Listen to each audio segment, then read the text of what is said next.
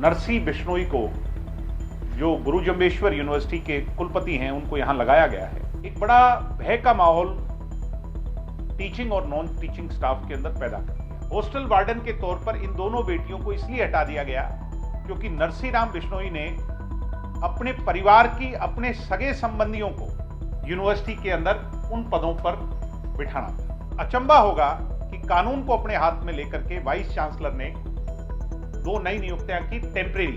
हम सबके आदर के योग स्वर्गीय सरदार प्रकाश सिंह बादल, उनके नाम पर मल्टीपर्पज हॉल का नाम रखा गया था कि सरदार प्रकाश सिंह बादल के नाम को उन्होंने नहीं लगने दिया।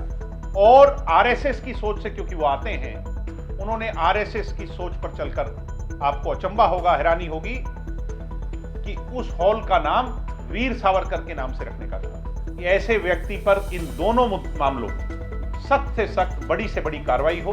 ये हमारी इंटेग्रिटी पर, ये हमारी गर्दन पर हाथ डालने के बराबर है। समय समय पर सरकारें बदलती रही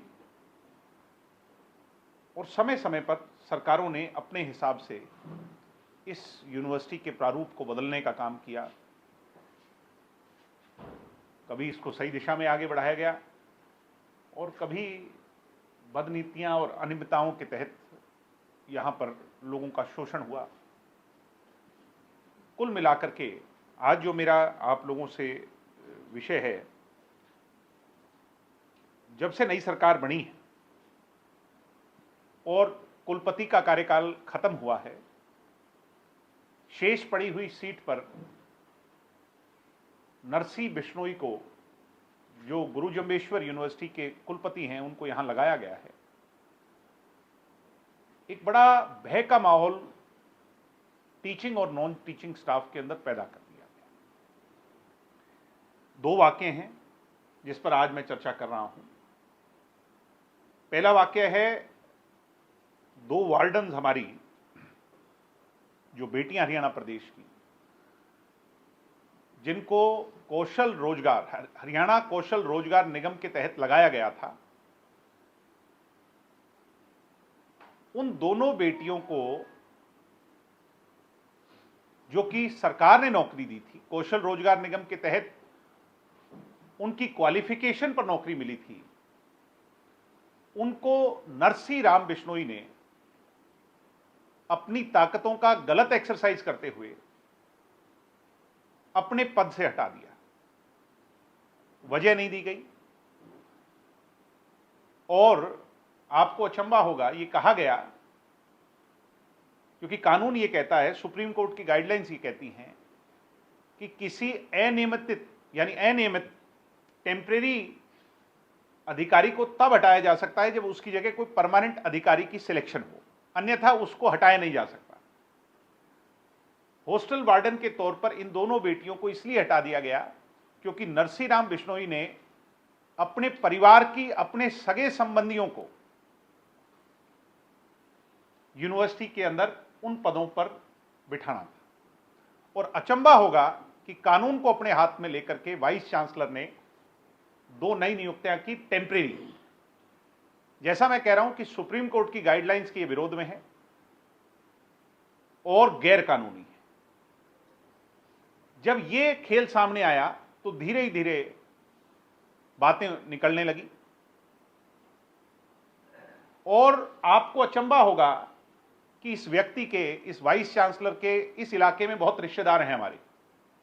ये इसकी रिश्तेदारी यहां पर पड़ती है इलाके में। इसने सिक्योरिटी के अंदर तमाम लोग जो लगे हुए थे, उनको धीरे धीरे कॉन्ट्रैक्ट वालों को कहकर के हटवा कर तमाम अपने रिश्तेदारियों की भर्तियां शुरू करवा दी। उन 2 बहनों को वार्डन की पोस्ट से हटाकर के क्लेरिकल पोस्ट पर लगा दिया गया। HKRN ये डिफाइन करता है कि वो वार्डन, हॉस्टल वार्डन की पोस्ट पर काम करें। आज मेरा बड़ा सवाल है कि क्या एक व्यक्ति संवैधानिक पद पर बैठ करके अपनी ताकतों का दुरुपयोग इस कदर कर सकता है? नरसी राम बिश्नोई को, जो कि सिर्फ कुछ समय के लिए काल मिला है, क्योंकि अभी परमानेंट यहां पर वीसी नहीं लगा, इतनी हड़बड़ाहट क्या हुई कि इतने बड़े फैसले लेने पड़े? आज मेरा बड़ा क्वेश्चन है। तो पहला विषय ये है, मैं कहूंगा कि सरकार और मैं बहुत जल्द हमारे प्रतिनिधिमंडल के साथ गवर्नर साहब से मिलकर के इस पर हम ज्ञापन सौंपेंगे और इसकी जांच विजिलेंस से करवाई जाए, गहराई से करवाई जाए और नरसी राम बिश्नोई को दंड दिया जाए। मैं सरकार से मांग करता हूं, गवर्नर साहब से मांग करता हूं कि इसको इसके पद से हटा दिया जाए, दोनों जगह पर हटा दिया जाए। क्योंकि एक व्यक्ति जब एक ठिकाने पर आकर के गलती करता है तो यानी जब वो कानून इधर हाथ में ले सकता है तो यानी अनियमितताएं आपने अपने पहले पद का दुरुपयोग रह करके भी की हो। और अगर सरकार इस पर कार्रवाई नहीं करती है तो हम सारे फैक्ट्स को लेकर के बहुत जल्द माननीय अदालत का दरवाजा खटखटाएंगे और अदालत के सामने इन तमाम बातों को रखेंगे।